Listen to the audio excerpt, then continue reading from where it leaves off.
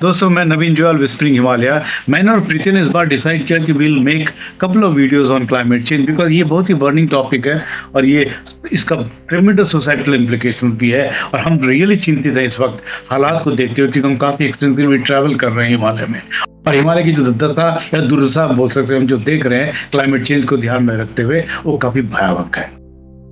ये पहला पार्ट हमारा वीडियो का जो फोकस करता है उत्तराखंड पे खास करके और गंगा कैचमेंट पे, और दूसरा जो हमारा जो वीडियो इसी सीरीज में आ रहा है जिसमें हम ग्लोबल पर्सपेक्टिव को आपके साथ में डिस्कस करेंगे। दोस्तों क्लाइमेट चेंज एक रियलिटी है, इसको हम इग्नोर नहीं कर सकते हैं और ग्लोबल वार्मिंग की त्रासदी को आज पूरा विश्व झेल रहा है। इस ग्लोबल वार्मिंग के कारण जो मौसम में बदलाव हो रहे हैं वो काफ़ी अनियमित हैं। अनियमितता आप देख सकते हैं कि मिडिल ईस्ट यानी कि जो डेजर्ट का इलाका था उसमें जिस ढंग की रेनफॉल्स हुई हैं, जिसको हम कहते हैं स्टॉर्म सर्ज इवेंट्स, उसके कारण जो त्रासदी आई है सब आपके सामने है। कुछ वर्ष पहले पाकिस्तान ने एक भयानक त्रासदी फ्लड के रूप में झेली जिसमें 1/3 भाग पाकिस्तान का पानी में सराबोर हो गया। उस फ्लड को एसोसिएट किया गया था ग्लेशियर लेक्स के फटने के कारण, क्योंकि कुछ इलाकों में टेम्परेचर जो आंका गया था वो लगभग 50 डिग्री प्लस में गया था। उसी तरह से उत्तराखंड का हिमालय इस त्रासदी से अछूता नहीं है। उत्तराखंड में हाल ही के दिनों में आपने देखा कि वहाँ के जंगल किस रूप से जल रहे हैं। हम अपने आप को बहुत असहाय पा रहे हैं। इस यूनिक ग्रीन डिफेंस बेल्ट जो हमारे पहाड़ों को प्रोटेक्ट करके रखती है वो धू कर जल रही है। ये सब चीज़ें हम एक ही तरफ इंगित करती हैं कि ग्लोबल वार्मिंग जो हर एक का कंसर्न है वो आज हमारे दरवाजे पे आ गया है। अभी भी अगर हम इसको इग्नोर करें, खास करके मैं अपने पॉलिसी प्लानर्स को लेकर आना चाहता हूं, तो हम बहुत बड़ा अन्याय कर रहे हैं। हम ये सोच रहे थे कि आफ्टर द इंडस्ट्रियल रेवोल्यूशन जिस क्वांटम जंप के साथ में ग्रीन हाउस गैसेस खास करके कार्बन डाइऑक्साइड की मात्रा बढ़ी है वो काफी अलार्मिंग है। और ये 200-300 साल के अंतराल में हम ये महसूस करने लगे हैं कि वास्तव में हम किसी टिपिंग पॉइंट की तरफ अग्रसर तो नहीं है जहां से प्रोसेस इरिवर्सिबल हो जाएगा। मैं आपको कुछ स्नैपशॉट दिखाना चाहता हूं कि हाल के पिछले 10-15 सालों में उत्तराखंड में किस ढंग की त्रासदी हुई है। तो अगर हम शुरू करते हैं 2013 की त्रासदी, जिसको हमारे एक्सपर्ट भी डिस्कस करेंगे। उस वक्त एक इंटरेक्शन हुआ था दो क्लाइमेट सिस्टम वेदर सिस्टम का, westerlies versus Indian summer monsoon का ओवर द हायर हिमालय, जिसके कारण अतिवृष्टि हुई, एक झील भी टूटी और उसने भयानक तबाही मचाई। ये चीज सिर्फ केदारनाथ डिजास्टर के नाम से न देखा जाए, क्योंकि केदारनाथ में ज्यादा लोगों की मृत्यु हुई थी इसलिए हम उस नाम को जानते हैं, परंतु हिमाचल से लेकर के उत्तराखंड और नेपाल तक का इलाका जून 2013 में बुरी तरह से असरग्रस्त हुआ था अतिवृष्टि के कारण। उसने न केवल केदारनाथ की घाटी को तबाह किया परंतु मंदाकिनी की घाटी में जगह जगह सड़कें साफ हो गई, मकान बुरी तरह से टूट गए और एक हाहाकार की स्थिति पैदा हुई। डाउनस्ट्रीम में जाके उस काफी सारे हाइड्रो पावर प्रोजेक्ट को वो तोड़ता हुआ चला गया। सो मच सो दैट कि ऑनरेबल सुप्रीम कोर्ट की कमेटी बनानी पड़ी। फॉर्चुनेटली मैं भी उस कमेटी का मेंबर था जिनको ये टास्क दिया गया कि हमें एसेस करें कि डेवलपमेंटल प्लानिंग का क्या कोई असर था इस डिजास्टर की प्रक्रिया को एग्रीवेट करने। उसके बाद दूसरा डिजास्टर आप लोगों ने सबने देखा, ऋषि गंगा डिजास्टर, जहाँ पे एक रौंटी गाड़, एक छोटी सी स्ट्रीम है जो ऋषि गंगा के एग्जिट के पास में मिलती है ऋषि गंगा के साथ में।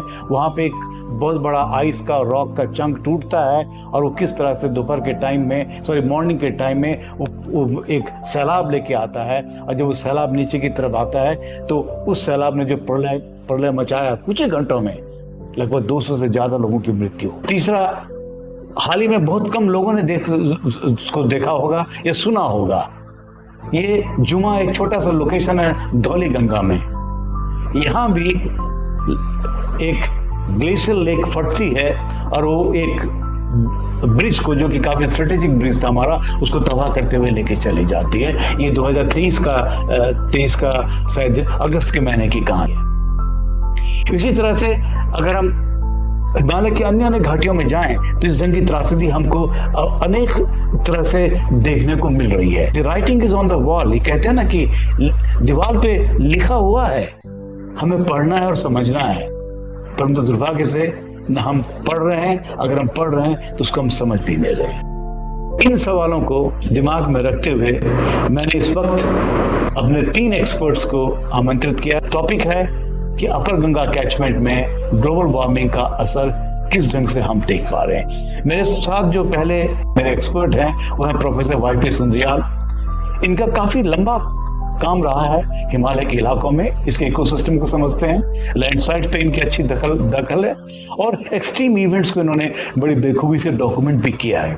इनसे मेरा सवाल ये है, ग्लोबल वार्मिंग के कारण हमारे जो स्लोप्स हैं हिमालय के वो क्या अनस्टेबल हो रहे हैं? अगर वो अनस्टेबल हो रहे हैं तो उनका इम्पैक्ट किस ढंग से हमारे इंफ्रास्ट्रक्चर्स पे या डाउन वैली रिवर सिस्टम्स पे पड़ रहा है? प्रोफेसर सुंदरिया। 2013 में हम लोग 28 अक्टूबर को, मुझे डेट याद है, हम केदारनाथ गए थे। जाते समय मुझे जो है गौरीकुंड में एक बहुत वृद्ध आदमी मिले और मैंने उनसे पूछा कि ताऊ जी जो है आप क्या बता सकते हैं कि जो बारिश इस समय हुई क्या ऐसे पहले कभी हुई थी?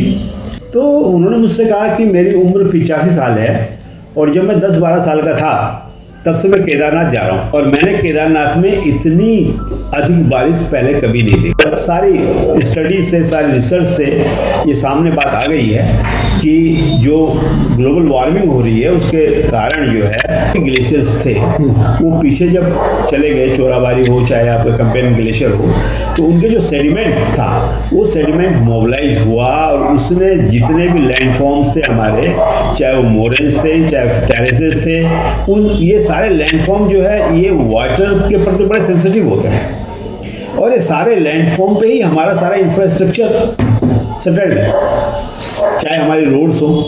और सेडिमेंट जब ज़्यादा हो गया तो पानी और में जब सेडिमेंट की मात्रा अधिक होती है तो उसमें बड़े बड़े पत्थर तैरने लगते हैं और जब तैरने लगते हैं बड़े बड़े पत्थर तो वो कई लैंडस्लाइड जब वो वैली में टकराते हैं नीचे आते समय तो बहुत सारी लैंडस्लाइड जनरेट करते हैं और सेडिमेंट जो है वो बहुत ज़्यादा जनरेट होता है। आपका एक प्रोजेक्ट लैंडस्लाइड पे भी था और खास करके इसी घाटी में मंदाकिनी इसकी आप बात कर रहे हैं। क्या आपका ऐसा कोई प्रेडिक्टिव मॉडल था कि भाई इस पर्टिकुलर स्लोप में इस टाइम में अगर ऐसा होता है जिसको हम कहते हैं टिपिंग पॉइंट्स, तो अगर ऐसा होगा तो ये स्लोप एक्टिवेट हो जाएगा? ऐसा कहीं हुआ? ऐसा है कि हम लोगों के पास एक प्रोजेक्ट था department of science and technology का। उस जमाने में NRDMS एक अलग से यूनिट हुआ करती थी और उसमें हमारे पास एक लार्ज स्केल मैपिंग का काम था और उस लार्ज स्केल मैपिंग में क्या था, ऋषिकेश से लेकर केदारनाथ तक हमको 1:10,000 पे मैपिंग करनी थी और मैपिंग हमको 2 चीज़ों में करनी थी, एक तो एक्टिव लैंडस्लाइड और दूसरा पोटेंशियल लैंडस्लाइड। मैं आपको बताना चाहता हूँ कि एटलस हमारी पब्लिश होकर के गवर्नमेंट ऑफ इंडिया DST में है। गौरीकुंड में इस साल 2023 में बरसात में जो बड़ा हादसा हुआ जिसमें 14 लोग जो है दब के मर गए, वो पोटेंशियल लैंडस्लाइड जोन मार्क था और वो पोटेंशियल लैंडस्लाइड जोन मार्क होने के बावजूद भी जो है उस पर ध्यान नहीं दिया। मेरे दूसरे एक्सपर्ट हैं प्रोफेसर SP सती। प्रोफेसर SP सती इकोलॉजिस्ट भी हैं और बाकी वैसे ट्रेन तो जियोलॉजिस्ट हैं वो, और इनकी काफ़ी अच्छा पकड़ है weather system and climate change के ऊपर में। इनसे मेरा सवाल है, क्या वास्तव में हमारा वेदर सिस्टम एक ऐसे जिद्दी बच्चे की तरह बिहेव कर रहा है जिसको अब कंट्रोल करना ग्लोबल वार्मिंग के कारण एक तरह से इम्पॉसिबल हो गया है? क्लाइमेट चेंज का क्या, ग्लोबल वार्मिंग का क्या असर हिमालय पे पड़ रहा है, ये प्रूवन फैक्ट है कि ग्लोबली जो प्रोजेक्शंस है वो ये बता रहे हैं कि डेकेडल जो इंक्रीज है टेम्परेचर में ये करीब करीब 0.16 डिग्री पर डेकेड है और हिमालय में ये 0.32 डिग्री पर डेकेड, जस्ट डबल। हिमालय में जो सबसे लोअर एल्टीट्यूड है उनसे ज़्यादा जो ऊपर के एरिया है, जो स्नोक्लेड माउंटेन्स हैं, जो ग्लेशियर्स हैं, उनमें बहुत ज़्यादा असर हो रहा है। इसका मतलब क्या हुआ? इसका मतलब ये हुआ ग्लेशियर बहुत तेज़ी से पीछे खिसकने। उसका मतलब ये हुआ कि ग्लेशियर अपनी जगह छोड़ के बहुत पीछे जा रहे हैं और अपनी जगह वो जहाँ पर पहले ग्लेशियर थे वहाँ पर वो मलबा छोड़ रहे हैं। जो मलबा, एक दूसरी स्टडी ये बताती है कि जहां पहले केवल स्नो के रूप में प्रेसिपिटेशन होता था वहां अब बारिशों के रूप में हो रहा है। और ऐसी दशा में उन बारिशों के कारण जो ग्लेशियर पीछे खिसकने से जो मलबा है वो नीचे की तरफ को ये हमने 2013 की आपदा में भी देखा, ये हम जो सुंदर जी भी बता रहे थे। हाँ 2021 की आपदा में भी देखा, ऋषिगंगा की आपदा में, तब भी चाहे प्रोसेस जो भी रही हो, लेकिन जब मोबिलाइज हुआ तो मोबिलाइज सेटलमेंट वही हुआ जो ग्लेशियरों ने छोड़ रखा।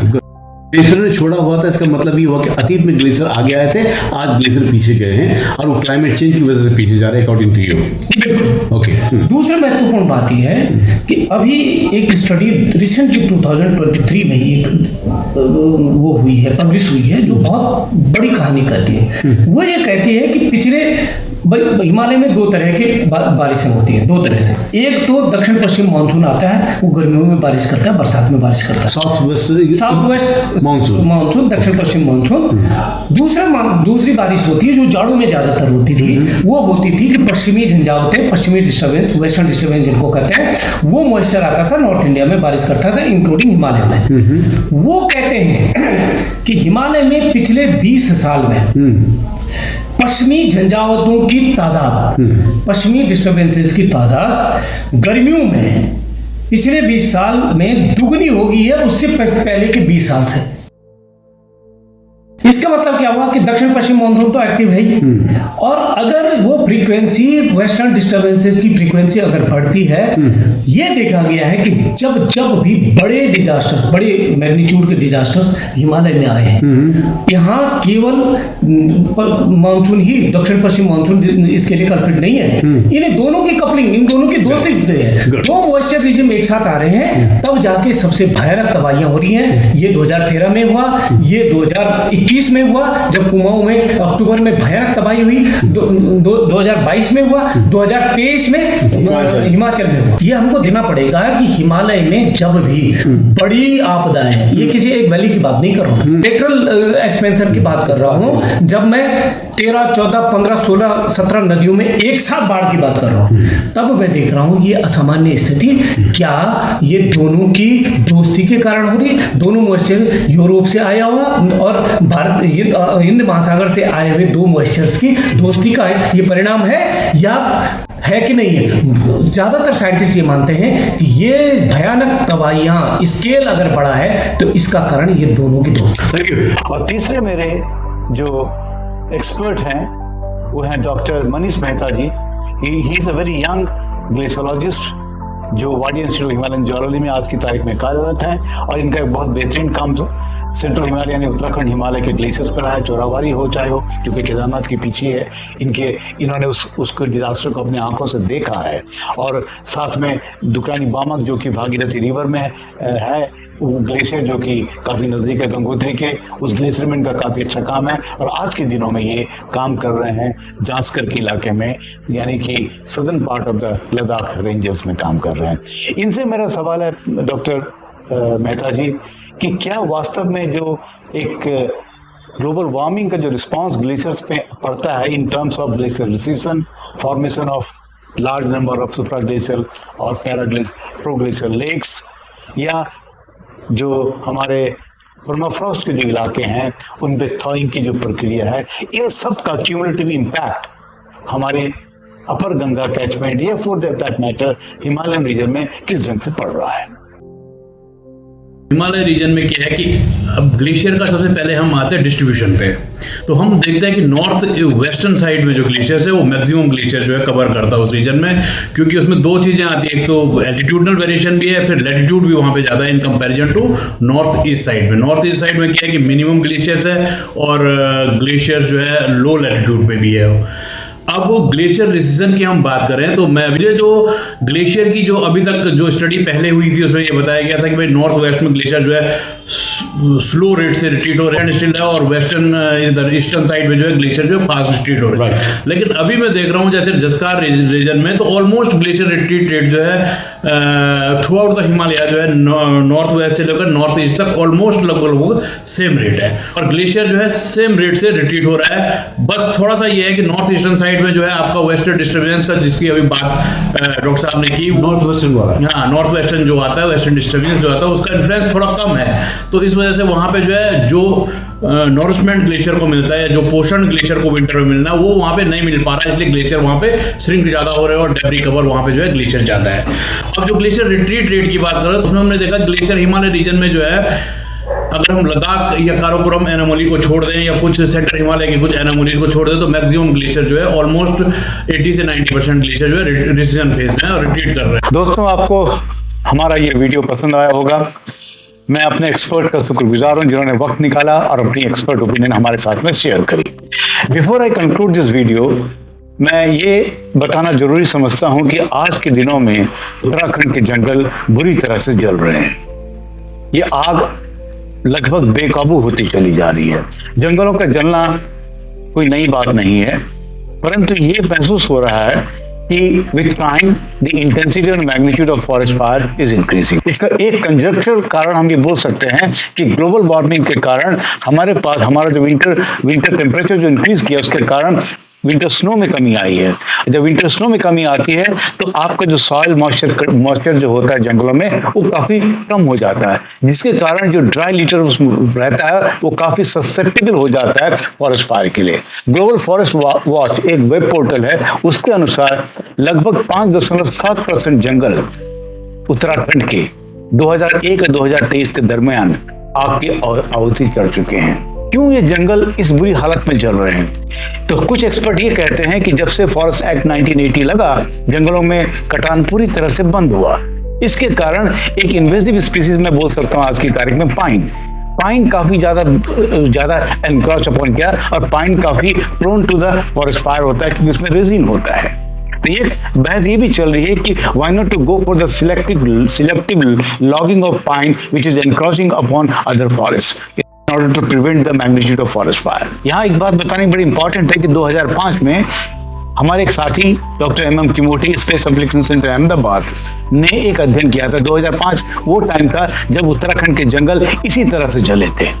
उन्होंने रिमोट सेंसिंग सैटेलाइट के माध्यम से ये हमको बताया था कि अगर हम रिमोट सेंसिंग डेटा को मॉनिटर करें with the onset of the forest season, जो कि अतीत में अप्रैल का महीना होता था परंतु आज की तारीख में पीछे खिसक के फरवरी तक चला गया है। तो उनका कहना था कि अगर हम इसको मॉनिटर करें तो हम लोकेशन ऑफ इग्निशन आइडेंटिफाई कर सकते हैं, लेकिन उसका कोई transformation in terms of policy planning में हमें देखने को नहीं मिला। और तीसरा जो सबसे इंपॉर्टेंट पहलू है कि लोकल लोगों की भागीदारी। अनफॉर्चुनेटली लोकल लोग आज तक जंगलों से एलिनिएट हैं। That is because some people talk about the forest policies which has deprived them from their traditional rights। Please wait कीजिए हमारे अब नेक्स्ट एपिसोड का इसी कड़ी में, जिसमें हम आपको global perspective of climate change को समझाने की कोशिश करेंगे। आज दुनिया क्यों कह रही है कि world is facing the climate crisis.